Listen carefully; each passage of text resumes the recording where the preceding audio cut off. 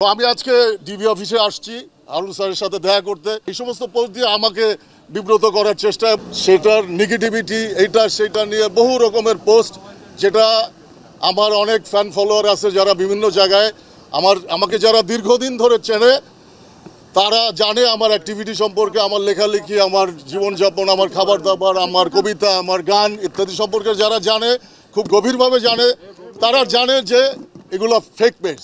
কিন্তু অনেকেই জানে না, যারা দেশের মধ্যে দেশের বাইরে বিভিন্ন জায়গায়, বা একটা জেনারেশন যারা আমরা প্রায় ৩০-৩৫ বছর ধরে এই মিডিয়ার সঙ্গে সম্পৃক্ত নানানভাবে, সেটা print media, visual medium, literature, music, film, television, তারপরে নানান রকমের মিডিয়ার সাথে আমরা কানেক্টেড।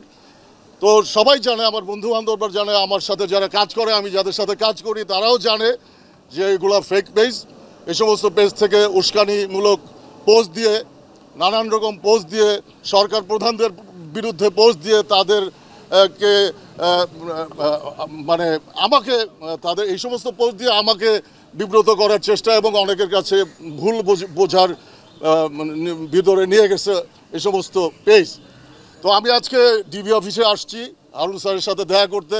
ওনার সাথে দেখা করে এইসব আমি কিছু যে কথাগুলো বলছি, যে এই পেজগুলো যারা চালাচ্ছে, যারা চালায় আমাকে বিব্রত করতেছে নানানভাবে আমার অডিয়েন্সের কাছে, আমার বা সাধারণ মানুষের কাছে যারা সোশ্যাল নেটওয়ার্কে আছে বা নাই। তো সবাই তো আর আমার লেখার ধরন, সমস্ত কিছু আমার অ্যাক্টিভিটি সম্পর্কে জানবে না, কারণ গত 15-20 বছরে যারা বড় হয়ে গেছে তারা অনেকেই আমাদের অনেক কিছু সম্পর্কে জানে না।